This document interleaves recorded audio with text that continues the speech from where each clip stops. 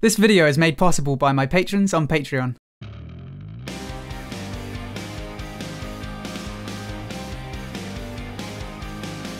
Hello everyone, my name is Ziamaro and welcome to Battlebright Sage. So today's video was actually suggested by one of my patrons, Rexatir, and I think it's a great one to talk about. I have touched on positioning before, and in general you want to position yourself in a way that you can help your team if they need it, and they can help you if you need it. But the thing is, teams do get split sometimes. It might be a split that's forced by the enemy team through CC, or you might make the conscious decision to split off from your team. There are times when this can be beneficial, but there are some drawbacks to splitting up. So let's talk about when is splitting up okay. In Team Q, dealing with splits is pretty easy. If you've ever watched a streamer playing Team Q, you might have noticed the support often asking, "Are you okay?" Or "Do you need a barrier?" If you can keep the enemy team out of the middle, that's obviously a good thing because you have orb control. And sometimes that does mean fighting out of sight of your support. So in Team Q, depending on your comp, your support can still help with the information that you give them. If you, as the melee player, say that you have no cooldowns, your support can barrier you to sustain the fight, or if they have other side, they could get you out safely. So in Team Q, as long as you communicate properly, you can stay split for extended periods of time. But for most of us, solo queue is what we spend the bulk of our time doing. So how does splitting work when you have no communication with your team? And this is where it kind of just always comes down to a judgment call. I'll start off by saying this. Except for the rare exception, if you're a ranged DPS, you shouldn't really be splitting from your support. Ivor and Esmo can be the exception to this due to their short range and unique playstyles.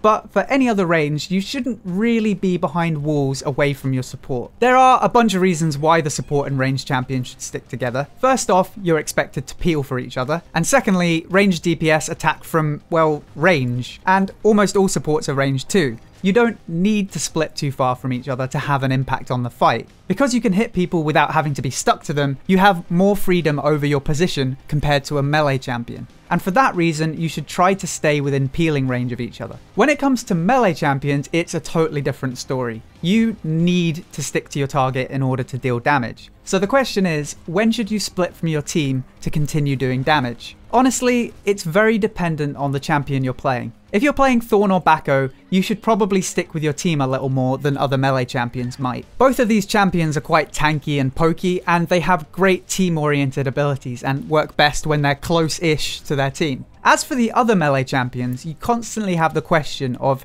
whether or not you should chase enemies away from your team or back off and reset.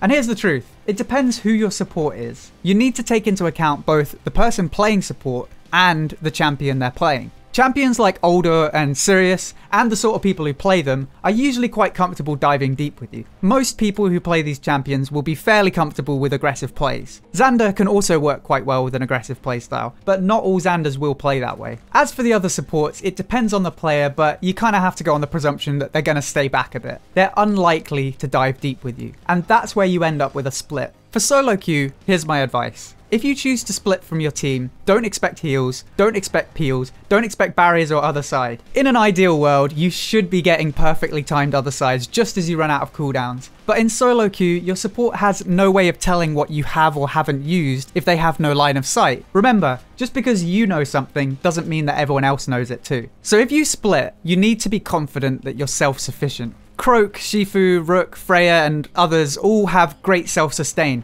so can be great for splitting off and pressuring the enemy team. Just remember this, if you're behind a wall and the tables suddenly turn and you're the one getting pressured, that's on you. Maybe your team should be there with you, but this is solo queue and you're playing with people who might have totally different playstyles to you. You can't expect your team to always be on the same wavelength as you. So just make sure you always have an escape plan. And if you don't, just do as much as you can before you die. It's a tough balance to strike, I know. As a champion like Freya or Shifu, you can't just stick with your team constantly. That's not what they're designed to do. If you're a support and you need peeled, who are you normally peeling off you? Probably a Shifu or a Freya. So you as a Shifu or Freya player need to be that nuisance to the enemy team as well. I'm just going to reiterate, in solo queue, never expect barriers, other sides, or portals. Yes, you should be getting them, but you have no guarantee that your teammate is A, good enough, or B, hasn't had to use it for something else. But what about the other end of the splitting conundrum? If you're a support, what should you do about a melee who splits off in solo queue? My personal advice is to just have as much personal impact as possible. Unless you really know what you're doing, I wouldn't recommend putting yourself in danger just to catch your melee player. They might not even be in that much trouble, so try to trust your teammates a little more. They probably know what they're doing. And even if they don't know what they're doing, try and make sure only one player is doing something dumb rather than you charging in and making it two players doing dumb shit. And think of it this way, if your melee is behind a wall with their support and ranged, you're probably in mid with your ranged and their melee. So try to make a better trade than the enemy does. Kill their melee and definitely make sure that you get that orb.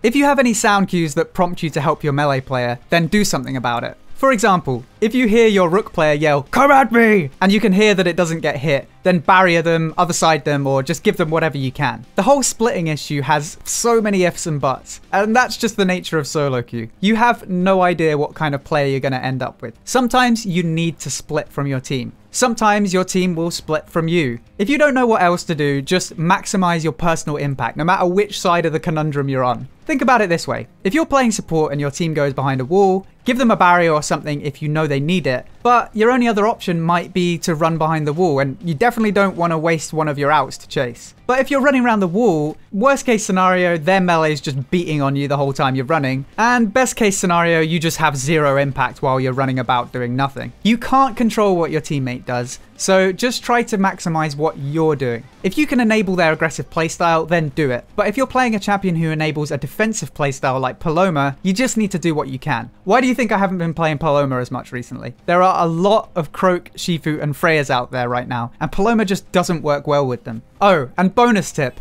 Don't just throw your barrier or other side to your teammate behind a wall if you don't know if they need it or not. Especially with other side, you have just as much chance of messing up a burst opportunity as you do of saving them. And with both, you might be blowing a cooldown that isn't needed, and that makes you or your other teammate vulnerable. Again, it just comes down to maximizing personal impact. I hope you enjoyed this video. If you did, then please feel free to subscribe for more Battlerite guides, news, and discussion. If you'd like to help support the channel and get some unique rewards, then head over to patreon.com/BattleriteSage. And don't forget to check out twitch.tv/BattleriteSage. Until next time, thank you for watching, and I'll see you soon.